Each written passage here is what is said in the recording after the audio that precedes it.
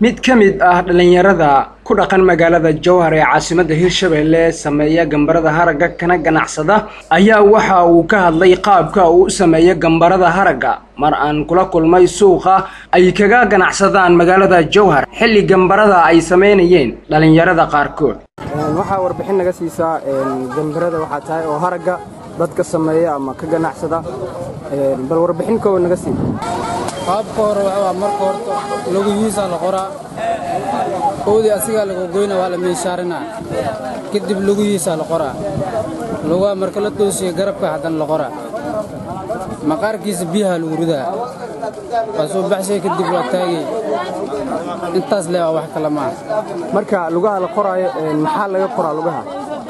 waxa laga qoraa qarfaxda hore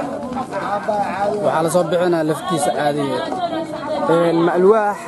عادة سوق لوجدا مش قرية عادة أسيء وجارة جرو قرية أسيء وجارة جرو جرسان لا ما يسجد جرس كاسة لقى صوبيا كلام جرو مركا إلى يوم يقبري عمل أياح سمعان كرتان جنبك هل برلي وحوين ما إلا إيشان حتى وصوب كرتا مالنتي marka haragga waa kala duwan yahay noocyo fara badan oo u baxa haragga asaga qaas ku ah ama loogu tala galay muxuu yahay lo'da maqaarkeeda marka lo'da haraggeeda oo kaliya ma laga sameeyaa mas wax kale laga sameeyaa jirto geelna dad way ka soo biyaa lo'dan waa laga soo biyaa laakiin lo'da muhiim ah marka ma jirta caqabad oo idinkaga imaata markii aad sameynaysaan oo kale caqabadooyin badan waa jiraan mar geedka la waayna waxaan ku dhacaysaa roobka xilliyada markaas doo oo ardi dhow wuxuu noqonaa macnaa wada dhooqo gaar dameerna ma ku soo maray intaas leeyahay dhibkiisa bas laakiin dhulka doo ku geeyay wax walba ku fududiyay caqabad kale oo ka imaata markii aad sameynaysaa oo kale ama dhibaato aad kala kuntaan sameyntiisa kale ma jirto waa jirtaa mar shookada isku dhufay mar meesharta ku soo boodayso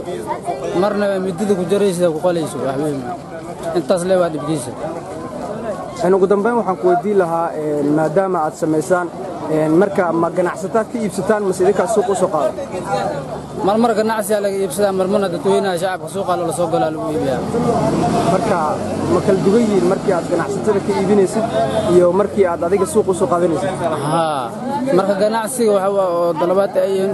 si qaas ah mar qofka kala wareega marna suuqa u soo qaadanay wax alaal waxa u rabtida ku gaday